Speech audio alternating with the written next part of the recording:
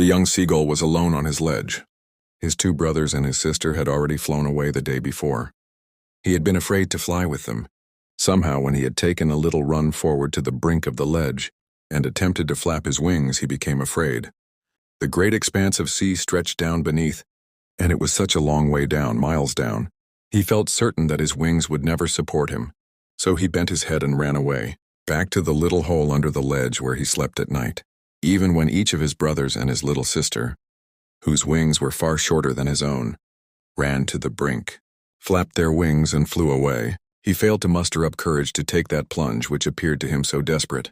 His father and mother had come around, calling to him shrilly, upbraiding him, threatening to let him starve on his ledge unless he flew away. But for the life of him, he could not move. That was 24 hours ago. Since then, nobody had come near him. The day before, all day long, he had watched his parents flying about with his brothers and sister, perfecting them in the art of flight, teaching them how to skim the waves and how to dive for fish. He had, in fact, seen his older brother catch his first herring and devour it, standing on a rock while his parents circled around, raising a proud cackle. And all morning, the whole family had walked about on the big plateau midway down the opposite cliff, taunting him for his cowardice. The sun was now ascending the sky, blazing warmly on his ledge that faced the south. He felt the heat because he had not eaten since the previous nightfall. Then he had found a dried piece of mackerel's tail at the far end of his ledge. Now there was not a single scrap of food left. He had searched every inch, rooting among the rough, dirt-caked straw nest where he and his brothers and sister had been hatched. He even gnawed at the dried pieces of spotted eggshell.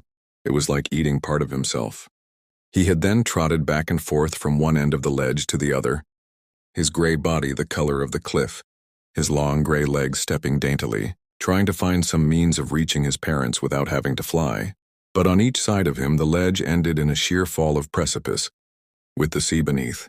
And between him and his parents, there was a deep, wide chasm. And above him, he could see nothing. The precipice was sheer, and the top of it was perhaps farther away than the sea beneath him. He stepped slowly out to the brink of the ledge and, standing on one leg with the other leg hidden under his wing, he closed one eye, then the other, and pretended to be falling asleep. Still, they took no notice of him. He saw his two brothers and his sister lying on the plateau dozing, with their heads sunk into their necks. His father was preening the feathers on his white back. Only his mother was looking at him. She was standing on a little high hump on the plateau, her white breast thrust forward. Now and again she tore at a piece of fish that lay at her feet, and then scraped each side of her beak on the rock. The sight of the food made shed him. How he loved to tear food that way, scraping his beak now and again to wet it. He uttered a low cackle. His mother cackled too and looked over at him. "Gah, gah, gah," he cried, begging her to bring him over some food. "Gawala," she screamed back derisively. But he kept calling plaintively, and after a minute or so he uttered a joyful scream. His mother had picked up a piece of the fish and was flying across to him with it. He leaned out eagerly, tapping the rock with his feet, trying to get nearer to her as she flew across. But when she was just opposite to him, abreast of the ledge, she halted, her legs hanging limp, her wings motionless, the piece of fish in her beak almost within reach of his beak. He waited a moment in surprise, wondering why she did not come nearer. And then, maddened by hunger, he dived at the fish. With a loud scream, he fell outwards and downwards into space. His mother had swooped upwards. As he passed beneath her, he heard the swish of her wings. Then a monstrous terror seized him and his heart stood still. He could hear nothing. But it only lasted a moment. The next moment he felt his wings spread outwards. The wind rushed against his breast feathers, then under his stomach and against his wings. He could feel the tips of his wings cutting through the air.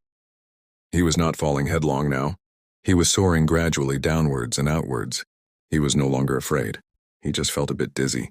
Then he flapped his wings once and he soared upwards. He uttered a joyous scream and flapped them again.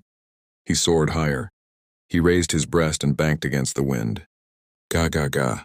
Ga ga ga, go ola." His mother swooped past him, her wings making a loud noise. He answered her with another scream. Then his father flew over him screaming. Then he saw his two brothers and his sister flying around him, curvetting and banking and soaring and diving. Then he completely forgot that he had not always been able to fly, and commenced himself to dive and soar and curvet, shrieking shrilly. He was near the sea now, flying straight over it, facing straight out over the ocean. He saw a vast green sea beneath him, with little ridges moving over it, and he turned his beak sideways and crowed amusedly, and around him his family was screaming, praising him, and their beaks were offering him scraps of dogfish. He has made his first flight.